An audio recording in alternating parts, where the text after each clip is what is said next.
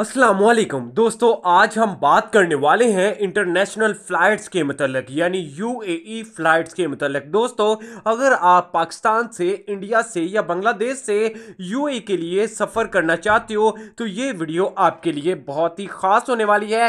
Video and तक देखिएगा, सिर्फ और सिर्फ 1 मिनट की वीडियो होगी ताकि आपका टाइम वगैरह भी जाया ना हो। मुकम्मल डिटेल्स आपके साथ शेयर करने वाले हैं, लेकिन वीडियो को आगे बढ़ाने से पहले हम अपने चाहने वालों से, अपने देखने वालों से एक रिक्वेस्ट लाजमी करेंगे। दोस्तों, वीडियो पसंद आने की सूरत में वीडियो को लाइक, अपने प्यार से हाथों से चैनल को सब्सक्राइब और नेकी का काम समझकर इस वीडियो को आप अपने दोस्तों के साथ भी शेयर कर दीजिएगा। देखिए, दुबई की जानिब से, यूएई हुकूमत की जानिब से आज एक नया नोटिफिकेशन जारी किया गया है, जिसमें उन तमाम ममालिक पर पाबंदी का ऐलान कर दिया गया है जिनमें एक भी ओमिक्रॉन वायरस पाया गया है। तो आप खुद समझदार हैं कि इंडिया में और पाकिस्तान में ओमिक्रॉन का वायरस आ चुका है, केसेस सामने आए हैं। इसलिए 30 दिसंबर का टाइम है, जल्द से जल्द सफर कर लें।